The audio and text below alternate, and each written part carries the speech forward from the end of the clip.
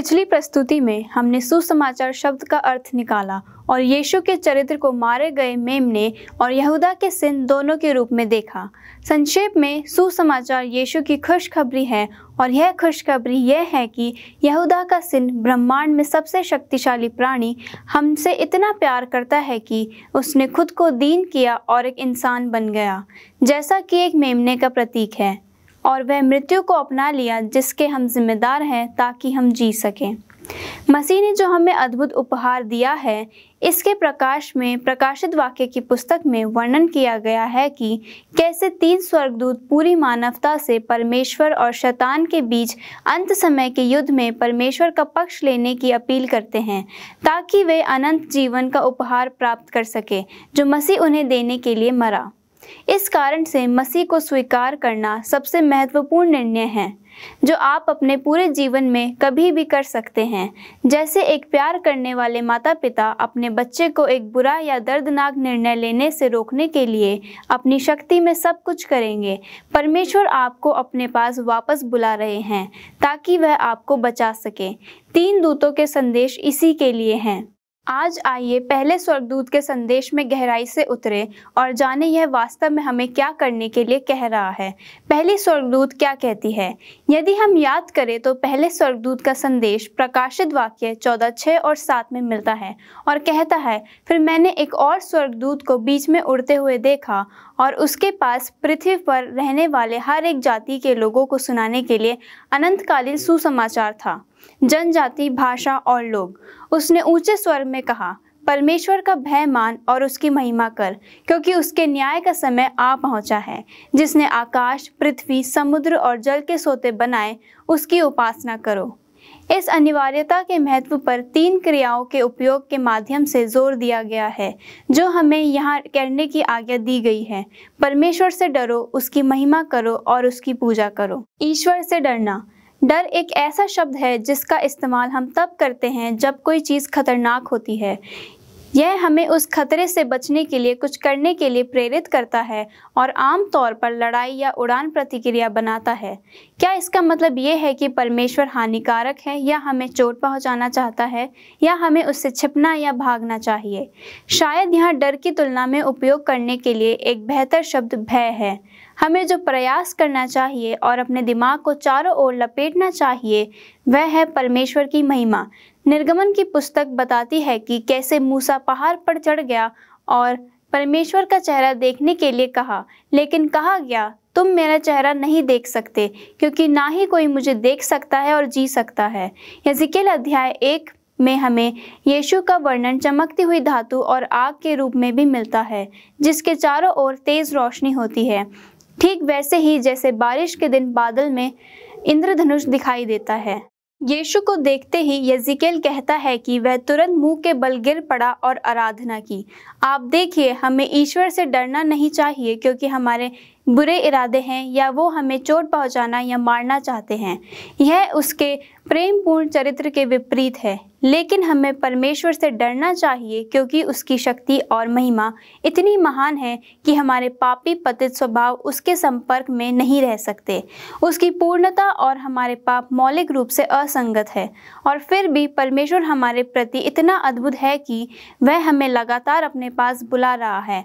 ऐसा करने का सबसे शक्तिशाली तरीका था क्रूस पर अपना बलिदान देना, अपने प्रेम के चरित्र का प्रदर्शन करना और हमारे पतित स्वभाव और उसकी अनंत अच्छाई के बीच की खाई को पाटना।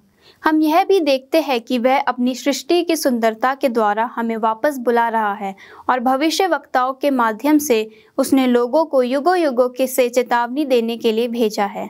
और निश्चित रूप से यहाँ हमारे पास पहला स्वर्गदूत का संदेश है जो हमें परमेश्वर से डरने और उसकी शक्ति और महिमा को पहचानने के लिए बुला रहा है क्योंकि उसके न्याय का समय आ गया है। तो अब हम जानते हैं कि परमेश्वर का भय मानने का क्या अर्थ है, लेकिन हम इसे व्यावहारिक रूप से कैसे कर सकते हैं? सबसे पहले हमें उनकी आराधना करनी चाहिए। जब हम यहेजकेल की तरह उसकी शक्ति और महिमा को समझेंगे तो हम स्वाभाविक रूप से उसके सामने गिरकर उसकी आराधना करना चाहेंगे। दूसरा, हमें उसकी आज्ञाओं का पालन करना चाहिए। सबोपदेशक अध्याय 12 में हम देखते हैं कि परमेश्वर का भय मानने के लिए हमें उसकी व्यवस्था का पालन करना चाहिए, जो उसके सिद्ध चरित्र का प्रतिबिंब है। अंत में हमें परमेश्वर को अपना व्यक्तिगत उद्धारकर्ता बनाना चाहिए और उसकी प्रेम पूर्ण इच्छा के अधीन होने के लिए उसके प्रति अपने डर या भय को प्रकट करना चाहिए। इसका सीधा सा अर्थ है प्रार्थना करना। प्रिय यीशु, मैं आपके उद्धार के अद्भुत उपहार को स्वीकार करती हूँ और आपको अपने व्यक्तिगत उद्धारकर्ता और इस दुनिया के उद्धारकर्ता और निर्माता के रूप में पहचानती हूँ। मैं आपके पक्ष में रहना चाहती हूँ, इसलिए कृपया मुझे शक्ति देने के लिए मुझे अपनी पवित्र आत्मा भेजे और मुझे निर्देशित करे कि मुझे कहाँ जाना चाहिए। आमीन। उसे महिमा दो। हमें परमेश्वर से डरने के लिए कहने के बाद स्वर्गदूत का दूसरा निर्देश उसे महिमा देने की आज्ञा है। तो उसका क्या मतलब हुआ? जबकि परमेश्वर का भय मानना परमेश्वर की महिमा और शक्ति को पहचानना है, परमेश्वर की महिमा करना को उल्टा माना जा सकता है।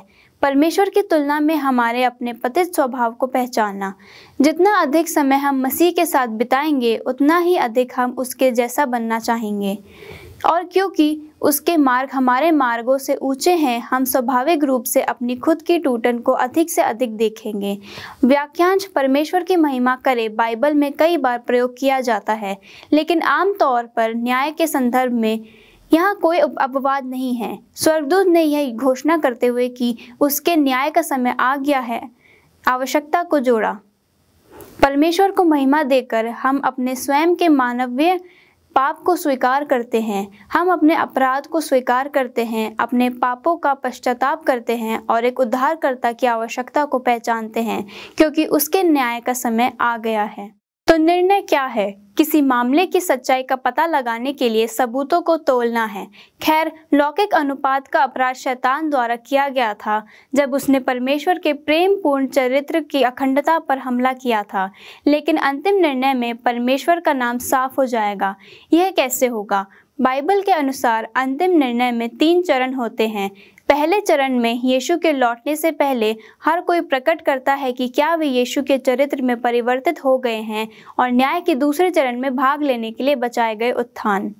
दूसरे चरण में प्रकाशित वाक्य के विभिन्न अध्याय एक ऐसे न्याय का वर्णन करते हैं जो 1000 वर्षों की अवधि के दौरान घटित होता है, जिसे बचाए गए लोग यीशु के साथ स्वर्ग में बिताते हैं।